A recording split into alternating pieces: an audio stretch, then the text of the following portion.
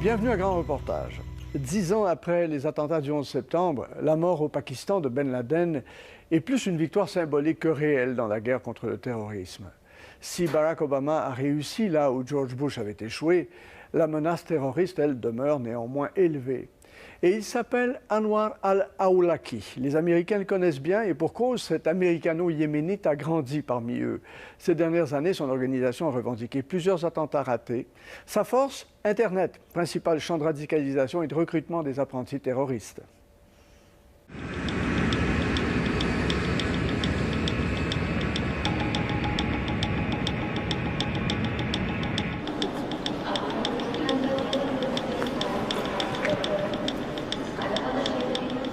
L'aéroport de Schiphol à Amsterdam, Noël 2009. Jasper Schuringa va passer le congé des fêtes chez sa sœur aux États-Unis. Il prend le vol 253.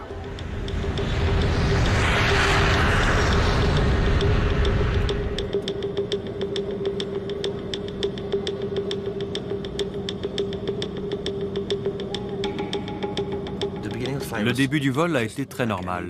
Tout se passait bien. J'ai dormi et j'ai déjeuné.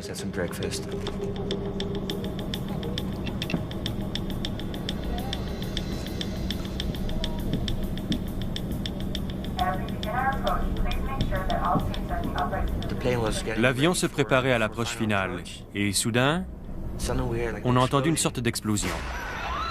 Un bruit très net. Et quand on entend une explosion à bord d'un avion, le cœur cesse de battre. Mais Jasper a réagi instinctivement. Il a foncé vers le terroriste à la bombe. Il tentait de faire quelque chose dans ses sous-vêtements. J'ai saisi cette espèce de bombe qui était en feu, un objet vraiment très étrange. Mais le gars résistait et les résidus de la bombe dégoulinaient sur le plancher. Ma grande crainte à ce moment-là, c'était que l'avion prenne feu. Il avait très peur. Il grelottait. Et son regard était comme vide, comme s'il pensait être déjà parti. Il croyait peut-être qu'il était arrivé au ciel.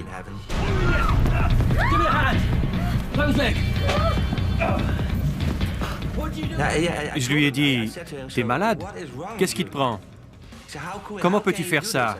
Et alors je l'ai giflé. Umar Farouk Abdul Muttalab avait une bombe cousue dans son slip. Elle contenait une poudre très explosive, de la pentrite ou PETN, et il se démenait pour déclencher la grande explosion qui aurait détruit l'avion.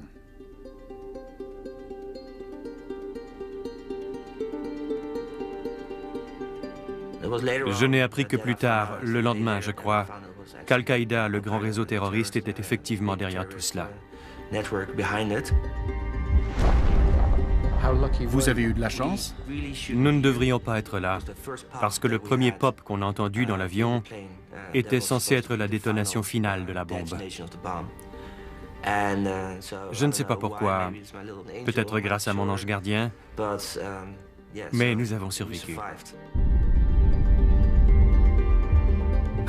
Abdul Muttalab est-il passé à 2 doigts de réussir au-dessus de Détroit à Noël? Malheureusement, oui. Cet individu qui mettait ces explosifs en contact, je le considère, comme mes experts le diraient, très inventif et très doué.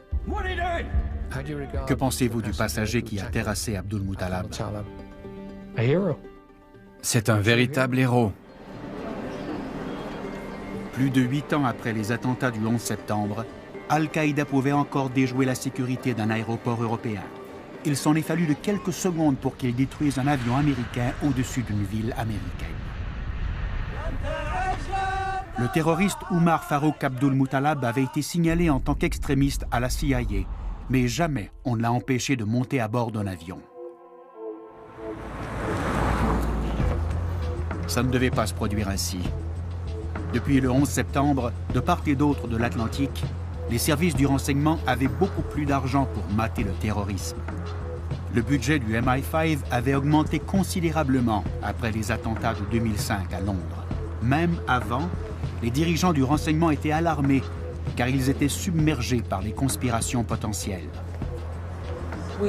Nous nous sommes sentis très opprimés par l'ampleur de la tâche. et par les choix que nous devions faire. C'est pour cela que lorsque je suis devenue directrice générale, j'ai demandé des ressources supplémentaires au Premier ministre et au cabinet, afin de faire face à ce problème beaucoup plus important qu'on ne l'avait prévu. À l'été 2006, le financement supplémentaire a commencé à porter ses fruits. Les services du renseignement britannique et américain suivaient le plus important complot terroriste depuis le 11 septembre. Il allait métamorphoser le transport aérien pour des millions de passagers dans le monde entier.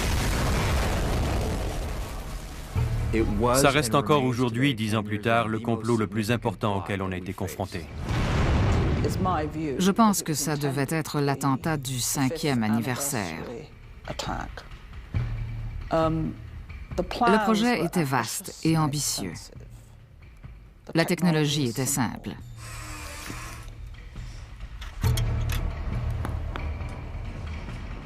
Ils allaient dissimuler des explosifs dans des bouteilles de boissons gazeuses et déjouer la sécurité de l'aéroport Heathrow.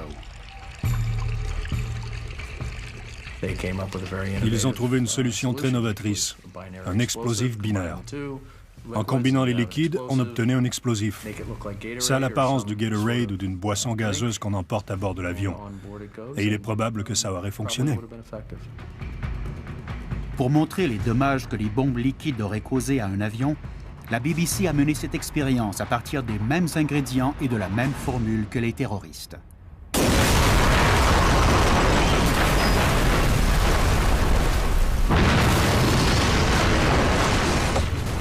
Le projet était de faire exploser les bombes à bord de 7 vols transatlantiques simultanément. Ça aurait été un attentat mené par des citoyens britanniques contre les États-Unis d'Amérique et le Canada. Si les explosions avaient eu lieu au milieu de l'Atlantique, il y avait de fortes chances qu'on ne sache pas comment ça s'était produit. L'industrie de l'aviation aurait cessé ses activités ou elle aurait été gravement affectée pendant plusieurs années. Et ça aurait été une grande victoire politique pour Al-Qaïda.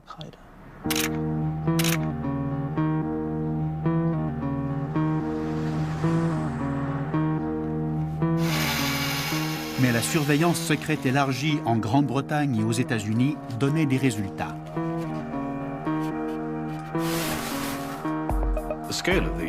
L'étendue de la surveillance était sans précédent, tellement vaste que ça nous a permis d'observer complètement la planification, les essais et les activités de ces personnes.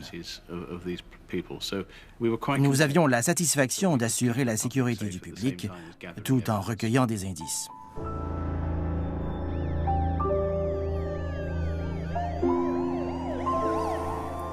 La police est intervenue et elle a arrêté les conspirateurs. 6 jeunes musulmans britanniques ont été jugés et condamnés à la détention à vie. Ça a été une réussite sans précédent pour l'Occident dans sa guerre secrète contre le terrorisme. Mais la suite des événements allait montrer que les services du renseignement étaient encore confrontés à des obstacles formidables.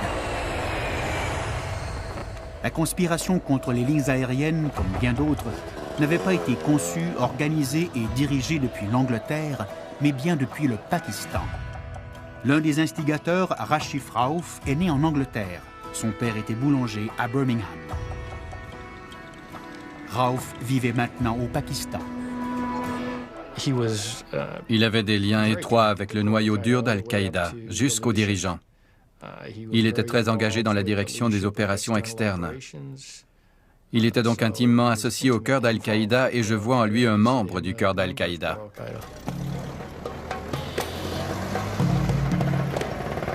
Peu avant l'arrestation des conspirateurs au Royaume-Uni, les autorités pakistanaises se sont emparées de Rauf. Mais à peine 16 mois plus tard, il leur a échappé. Au retour du tribunal, il a demandé qu'on arrête dans un restaurant minute.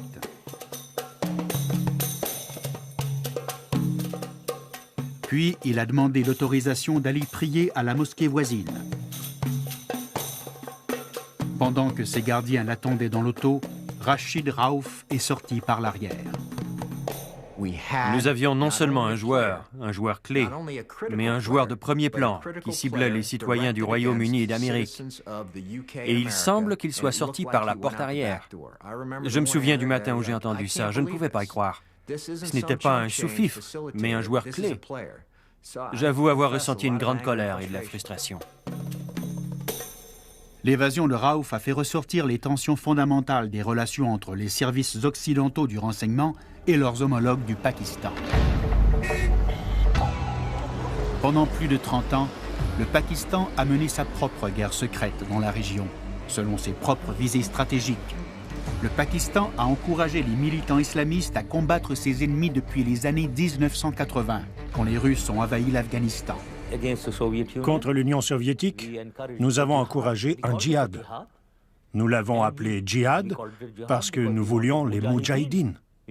Nous avons fait appel aux moudjahidines de tout le monde musulman. Et ils sont venus du Maroc à l'Indonésie. Ils étaient environ 35 000. Puis, on a entraîné les talibans et on les a envoyés depuis les agences tribales du Pakistan. On a donc introduit le militantisme religieux en Afghanistan. Et c'est retombé au Pakistan. Et on a aussi introduit le concept de djihad. Le Pakistan, et surtout l'armée pakistanaise, ont été depuis 3 ou 4 décennies l'incubateur d'un plus grand nombre d'organisations djihadistes terroristes internationales que partout ailleurs dans le monde. Ils ont créé un monstre de Frankenstein djihadiste pour poursuivre leurs propres intérêts.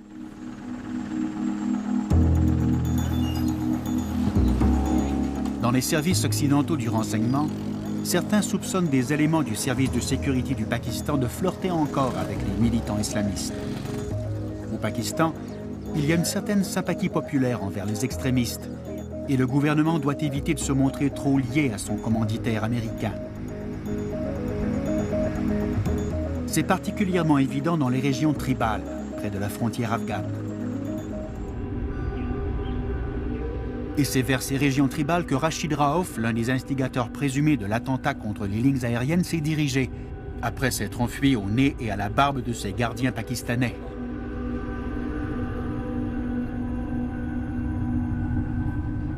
Dans cette sécurité relative, il pouvait coordonner à loisir d'autres conspirations contre l'Occident. À la fin de l'été 2008, il a rencontré un jeune bénévole djihadiste qui avait été éduqué aux États-Unis. C'était la nouvelle approche, très dangereuse. Nous, Al-Qaïda, allons vous recruter, vous former et vous rendre très compétents. Et ils s'y connaissaient en matière d'explosifs. Ils en fabriquaient et ils étaient très dangereux et très efficaces. Puis, on vous renvoie chez vous et vous choisirez votre cible. Mais choisissez une cible importante, marquante.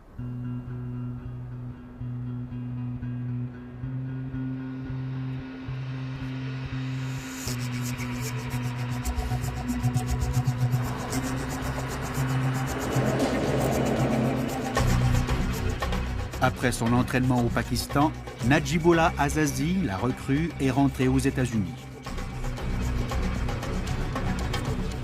On avait intercepté ses courriels et on le soupçonnait d'être un terroriste. Le FBI le surveillait quand il a acheté du peroxyde et de l'acétone, des produits courants avec lesquels il allait fabriquer une bombe. Azazi projetait une frappe au cœur même de New York, mais le FBI l'avait dans sa mire. L'ayant vu dans certains des plus importants points de correspondance des transports, comme Grand Central Station, les agents l'ont soupçonné de préparer un attentat catastrophique dans le métro. Avant qu'il puisse agir, la police a arrêté Azazi et 2 autres membres de sa cellule. L'opération du FBI a prévenu ce qui aurait été le premier attentat suicide préparé en sol américain. Najibullah Azazi a sans doute représenté la plus grave menace terroriste en sol américain depuis les attentats du 11 septembre. Pour la 2e fois, une conspiration majeure reliée à Rashid Raouf avait bien failli causer des pertes énormes dans la population civile.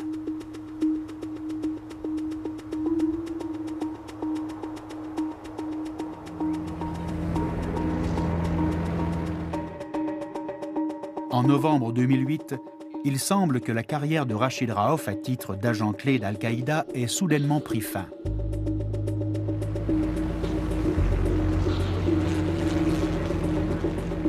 D'après mes renseignements, Rachid Raouf a été tué lors d'une attaque menée par un drone.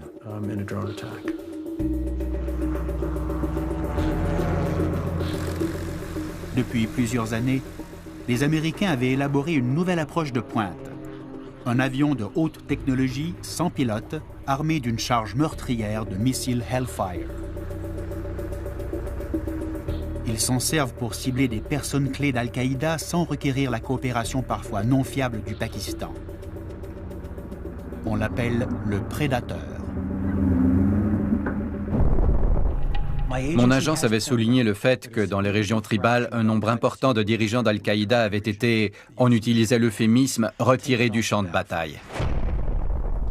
Au fait, retirer du champ de bataille signifiait normalement a été tué ou capturé. Depuis 2 ans, retirer du champ de bataille signifie simplement tuer. On ne prend plus beaucoup de prisonniers.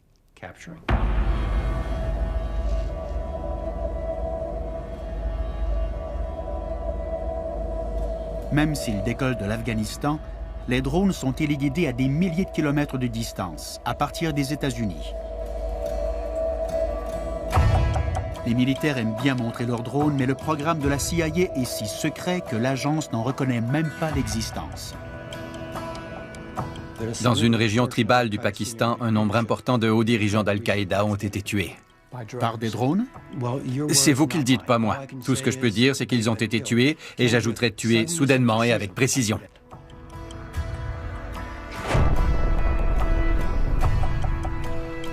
Le président Obama a autorisé plus de 160 frappes de drones, presque 4 fois plus que son prédécesseur George Bush.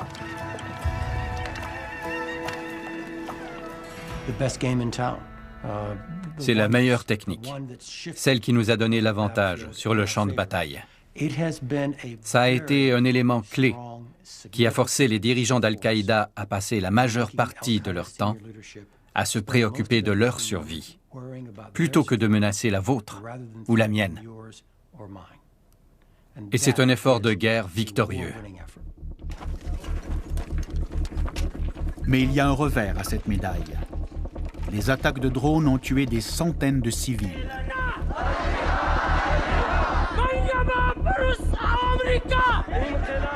Dans tout le Pakistan, des manifestations ont attisé la propagande anti-américaine.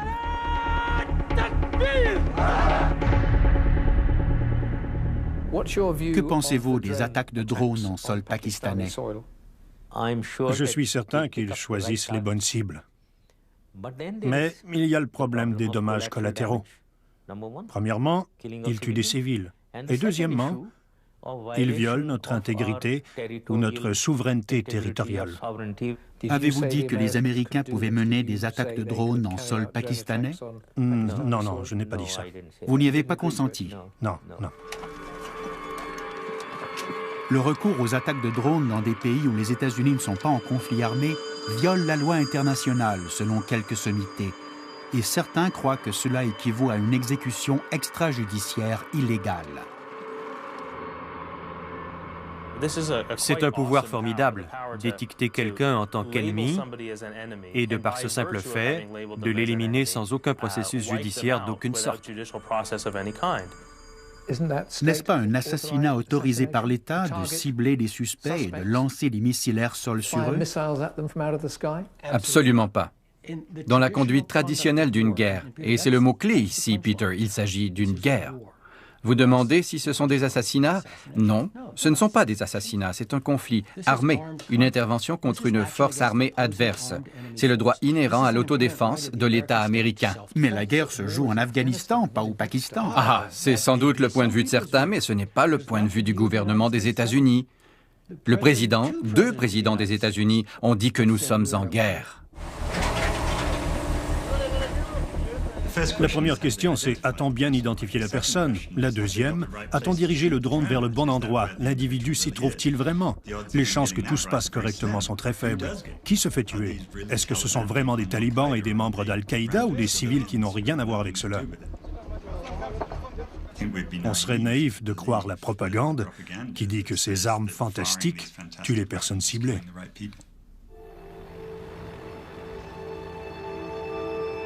Même si le président Obama est libéré de l'opprobre des enlèvements et de la torture, les attaques de drones alimentent maintenant la propagande d'Al-Qaïda. Elles remplacent les abus du gouvernement Bush et elles poussent d'autres recrues vers la cause terroriste, comme l'a démontré un événement dramatique à la fin de 2009.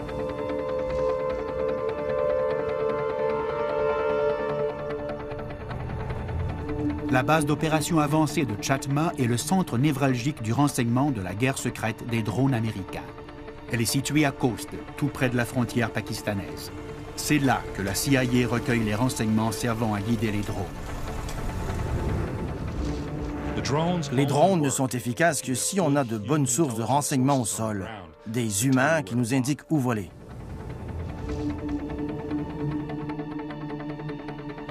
La CIA y dirige un réseau d'espions et d'informateurs. C'est la ligne de front précaire de la guerre secrète contre le terrorisme. Si on dirige des actifs dans la zone tribale du côté pakistanais de la frontière afghane, il faut être le plus près possible. C'est un travail très dangereux contre un ennemi très compétent. Cela illustre bien notre quête poussée de renseignements requis par la loi et la morale avant de mener certaines de ces activités. Cela ne va pas sans risque.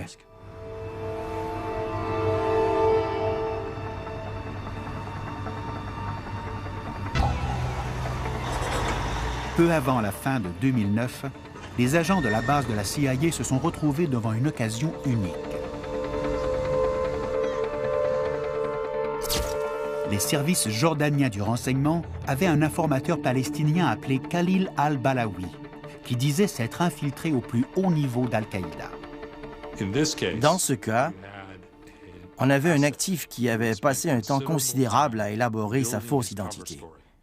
Il avait joint les rangs d'Al-Qaïda, il avait été un propagandiste d'Al-Qaïda, mais il avait changé d'idée. Il avait compris qu'Al-Qaïda était un ennemi de l'islam. Ce qu'al-Balawi leur offrait, c'était le saint Graal de la guerre secrète du renseignement.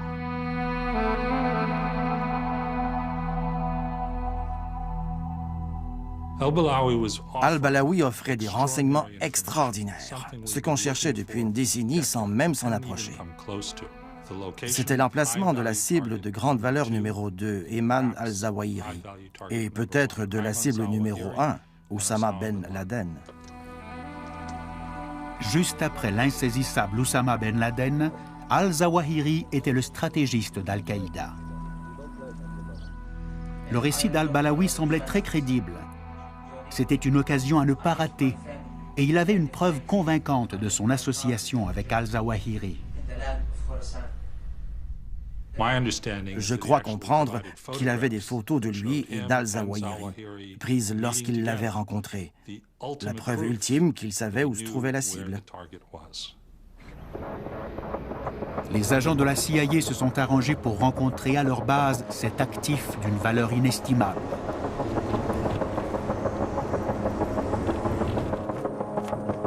Quand al-Balawi est arrivé avec son accompagnateur jordanien, l'actif le plus précieux que l'agence ait recruté dans sa guerre contre Al-Qaïda a été accueilli par un comité de réception de la CIA.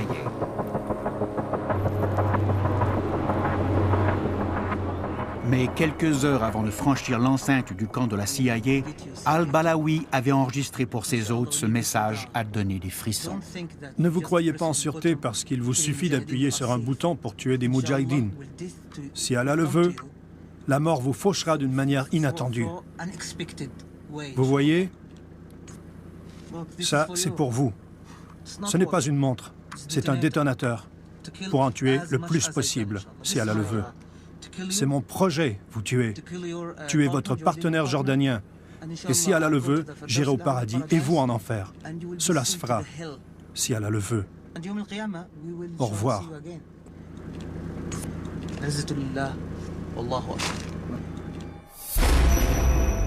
Quand al-Balawi est descendu du véhicule, le personnel de la CIA s'est avancé pour l'examiner. Ils étaient inquiets car al-Balawi avait les mains voilées. Et il a appuyé sur le bouton.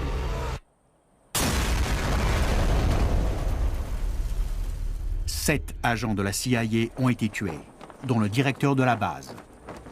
Ça a été l'attentat contre la CIA le plus meurtrier depuis plus de 25 ans.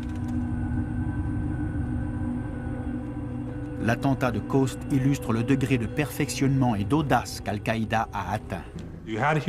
Ça a été une opération menée par Al-Qaïda qui s'est servi de 2 alliés pour la rendre plus facile.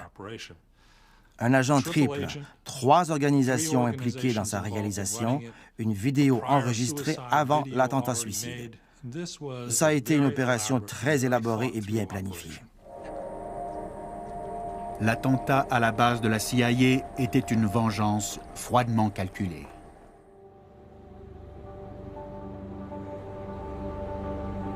La guerre des drones américains a eu d'autres conséquences de longue portée. Ces frappes aériennes ont perturbé le leadership d'Al-Qaïda au Pakistan et ont réduit son potentiel de formation et d'organisation. C'est une des raisons clés du changement d'Al-Qaïda depuis 2009. Ça a toujours été une organisation qui apprend. Je veux dire par là qu'elle s'est toujours adaptée. Dans ce sens, c'est un adversaire digne de ce nom, à défaut d'une meilleure épithète. Mais notre réussite a sans doute contraint Al-Qaïda à s'adapter comme il n'aurait jamais choisi de le faire.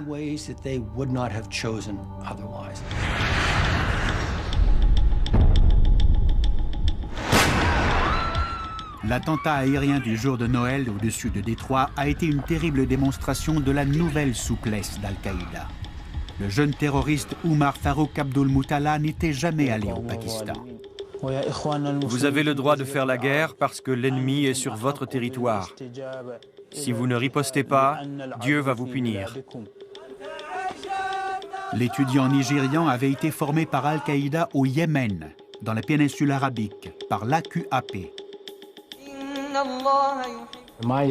À mon avis, l'AQAP constitue une plus grande menace imminente que la centrale d'Al-Qaïda. Le Yémen est maintenant un autre site de formation des terroristes, un endroit qui se vante d'avoir son propre représentant charismatique d'Al-Qaïda.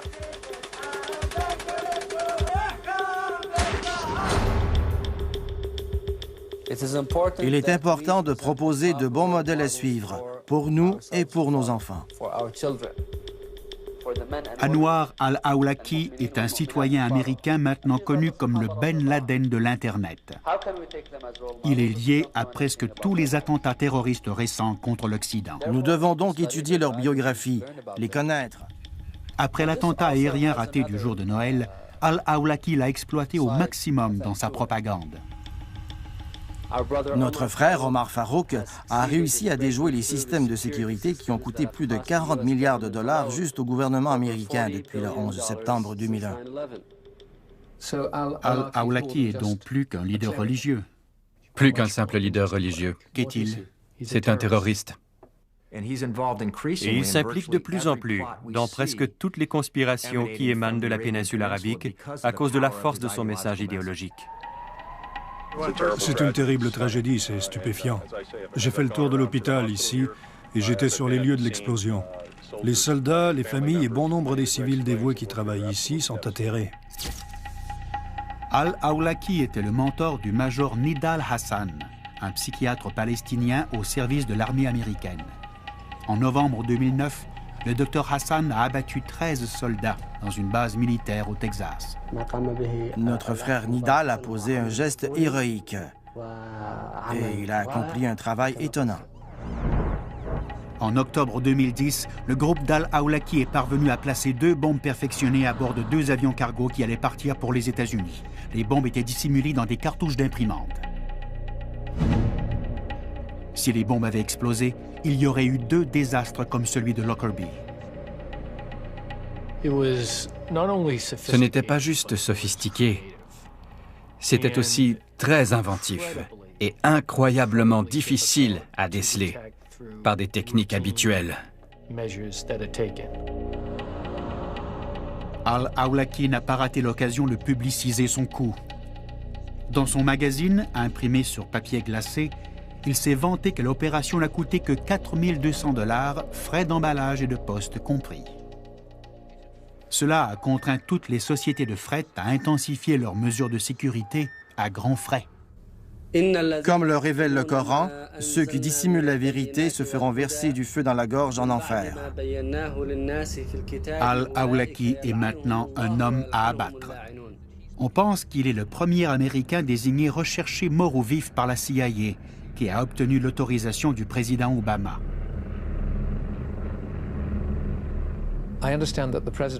Je crois comprendre que le président a autorisé qu'on abatte Al-Awlaki. N'est-ce pas un assassinat autorisé par l'État? Vous savez que je ne peux pas parler de ça, Peter. Mais vous seriez heureux de le rayer du paysage. Ce qui me rendrait heureux, c'est que ces individus soient neutralisés, en quelque sorte. Al-Awlaki personnifie la menace actuelle la plus pressante de la guerre secrète contre le terrorisme. Ses sermons en anglais, diffusés dans l'Internet, ont radicalisé une nouvelle génération.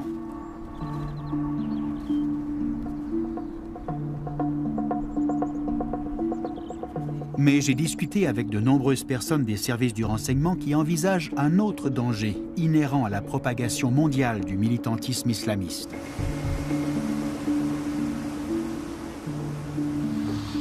Pour en apprendre davantage, je me suis rendu dans le Midwest américain, en hiver.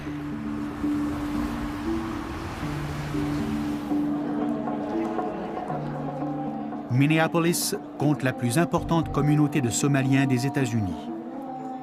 Pour la plupart, ils ont fui l'horrible guerre civile qui a ravagé leur pays pendant plus de 30 ans. On vient d'entrer dans le secteur somalien, n'est-ce pas? Oui, c'est exact. C'est le quartier de Cedar Riverside à Minneapolis.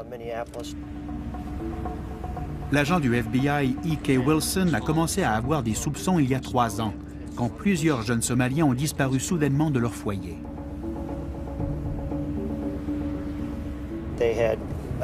Certains d'entre eux étaient partis pour l'école le matin et ils ne sont pas rentrés.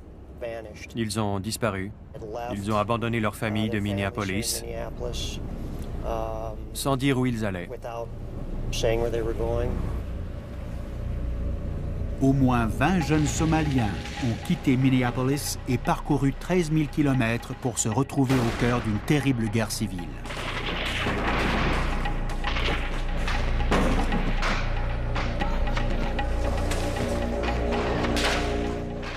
Ils sont allés combattre avec Al-Shabaab, qui signifie la jeunesse, l'armée islamique militante qui se bat pour le contrôle du pays. Al-Shabaab est affilié à Al-Qaïda. Shoa Ahmed est l'un de ces jeunes hommes qui sont allés joindre les rangs d'Al-Shabaab. Aux yeux de ses amis, c'était juste un jeune Américain type qui venait d'abandonner ses études. Nimco Ahmed était son ami depuis plusieurs années. Ils s'étaient connus au secondaire. Il réussissait dans tout ce qu'il entreprenait. Il se comportait comme tous les jeunes hommes dans ce pays. Il travaillait, il allait à l'école, au cinéma, il jouait au basketball. Et il traînait, voilà. Mais il n'a jamais été violent. Il n'a jamais élevé la voix contre personne. Il respectait tout le monde et il était très aimé de ceux qu'il connaissait. Mais en 2008, Shoa Ahmed a conduit un véhicule chargé d'explosifs dans un camp du gouvernement somalien. Son attentat suicide a tué 29 personnes. Jamais il ne me serait venu à l'esprit que je connaîtrais une personne qui allait commettre un attentat suicide. Parce que c'est une chose qui m'effraie normalement quand je vois cela. Le premier jour où j'ai aperçu le visage de Shoa dans le journal, ça m'a atterrée. Je me suis effondrée. Je n'arrivais pas à comprendre si c'était le Shoa que je connaissais ou si c'était quelqu'un d'autre. Il a été le premier Américain à commettre un attentat suicide. Ses restes ont été remis à ses parents à Minneapolis. Ils sont maintenant inhumés sous la neige. Bien que jusqu'ici Al-Shabaab n'ait jamais été associé à des attentats contre l'Occident, le FBI craint que d'autres jeunes Somaliens ne reviennent aux États-Unis non pour y être inhumés, mais pour que d'autres Américains le soient. Notre grande priorité doit être le fait qu'un de ces individus pourrait revenir aux États-Unis et y mener un attentat. Dans la communauté somalienne, on a de la difficulté à y croire. Parce que je connais ces jeunes hommes. Je ne les vois pas en train de faire cela en sachant que leurs familles sont ici, dans ce pays. Ils ne voudraient pas compromettre la vie des membres de leur famille. Mais au quartier général du FBI à Washington, le sentiment est très différent. Craignez-vous que de jeunes Américains musulmans aillent en Somalie, se joignent à Al-Shabaab, reviennent et forment des cellules dormantes en sol américain? Oui, peut-être l'ont-ils déjà fait. Et l'une de nos missions est de déceler et de prévenir cela. Nous ne serions pas fidèles à notre mandat si nous n'anticipions pas la possibilité que certains de ces individus reviennent pour planifier un attentat ici aux États-Unis et le mettre à exécution. Pourquoi dites-vous que certains d'entre eux l'ont peut-être déjà fait? Nous n'avons pas identifié les individus qui sont rentrés aux États-Unis. On doit donc se demander si l'évolution de ce groupe et ses contacts avec d'autres filiales d'Al-Qaïda l'ont amené au stade où les États-Unis sont la cible principale.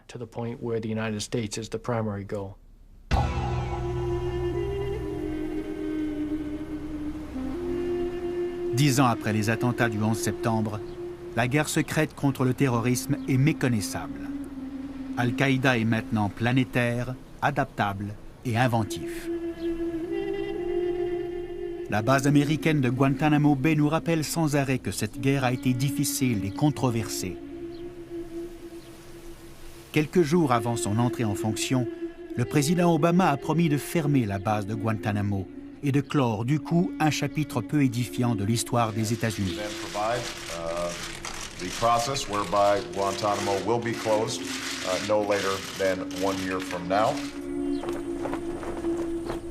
Mais plus de 2 ans plus tard, il y reste environ 170 détenus qui n'ont pas été jugés, dont plusieurs membres du noyau d'Al-Qaïda. Certains ont subi des sévices. On nous a autorisé à en filmer quelques-uns seulement, sans montrer leur visage. Eh bien, nous sommes avec ces gars-là depuis 9 ans. Nous savons lesquels nous avons capturés sur le champ de bataille, quel genre de type ils sont, ceux qui se conforment et ceux qui refusent. Le fait qu'ils obéissent ne signifie pas qu'ils ont changé d'idéologie. Ils veulent encore tuer nos gardiens et perturber notre organisation. Ils mènent toujours un combat. Le président Obama a promis que plusieurs détenus seraient jugés par un tribunal civil aux États-Unis, mais cela s'est avéré presque impossible. Il est probable que la plupart des indices obtenus par la torture et les sévices seraient rejetés. La moitié des détenus qui restent doivent être libérés, mais souvent les pays d'où ils proviennent ne veulent pas les reprendre car ils les croient trop dangereux. De ceux qui ont été libérés, un certain nombre a déjà rejoint Al-Qaïda.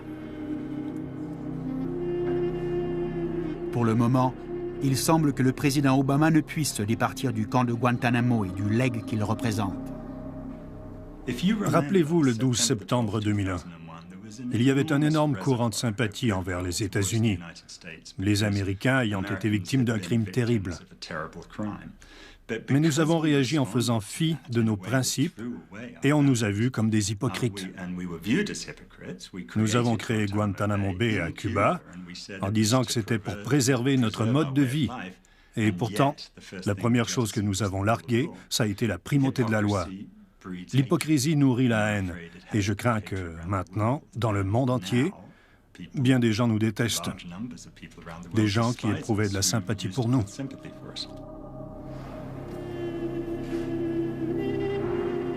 Mais même si les abus de la guerre secrète ont terni la réputation des États-Unis, certains dirigeants du renseignement croient que les pressions sur Al-Qaïda portent leurs fruits et qu'après 10 années d'attrition constante, les attentats comme ceux du 11 septembre sont beaucoup moins probables.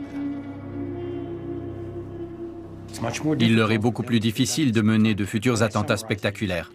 En somme, les attentats seront moins complexes, moins bien organisés et leur réussite sera moins assurée. Ils seront moins meurtriers et il y en aura davantage.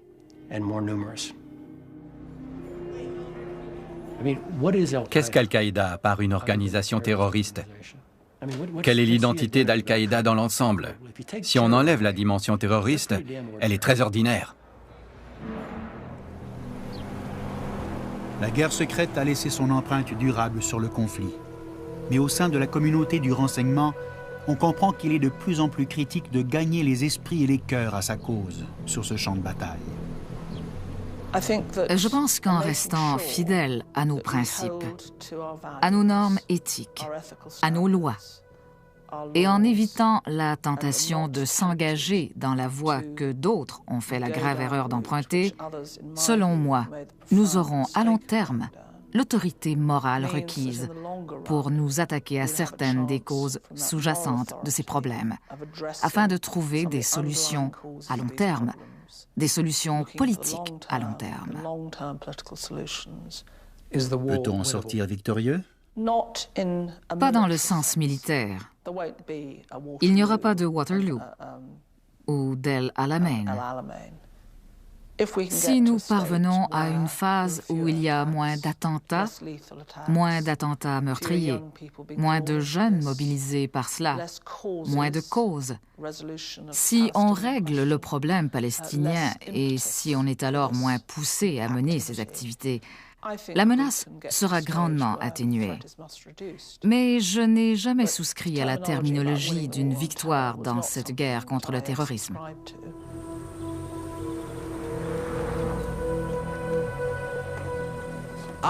Les opérations contre l'organisation ne sont que du colmatage. On ne combat pas un message révolutionnaire. Il met longtemps à mourir. Des décennies, plusieurs décennies. S'il suffisait d'éliminer quelques centaines de personnes, la question serait beaucoup plus simple. Mais il s'agit d'éliminer une révolution. Finalement, la plupart des conflits terroristes se règlent soit par la victoire franche d'un camp, ou lorsque les gouvernements parlent aux terroristes et s'attaquent aux racines politiques du conflit. Il faudra sans doute une nouvelle manière radicale de penser. Devons-nous parler à Al-Qaïda? J'aimerais que des gens tentent de le faire. Je ne sais pas. Il est toujours préférable de parler à ses agresseurs que de les attaquer, quand c'est possible. Je ne sais pas s'ils le font, mais j'espère que des gens tentent de contacter les talibans pour leur parler. Pensez-vous que les terroristes, les talibans, Al-Qaïda vont écouter? Je ne sais pas. On peut toujours essayer.